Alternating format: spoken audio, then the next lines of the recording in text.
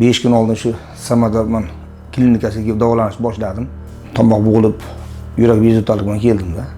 Qo'rqmang. Qo'rqmang. Ashula aytmoqchimiz. Doktorlar yaxshi qabul qilib, mana chehra ochiq bugun mana tuzalib qaytib ketyapmiz endi xudo xolasa inshaalloh. Hamma lichenasi yoqdi. Ovqatlari ham o'z joyida, mediklar hammasini muomalasi, hurmatli izzat joyiga qo'yapti. Nigor opamga rahmat. Hamma joy-joyiga tushdi mana. Oldin tomoq bo'g'ilib ndaqadan keldim. Mana unaqa narsalar yo'q. Chehra ochiq. Hozir hamshiralarimiz aytishdi, kecha-kechqurun o'sha ovozni ochilgandan keyin qo'shiq aytishni ham boshlabsiz. Ora-chorada bo'lib qoldi u. Ayting. Mon séjour, mon Dieu, vers toi.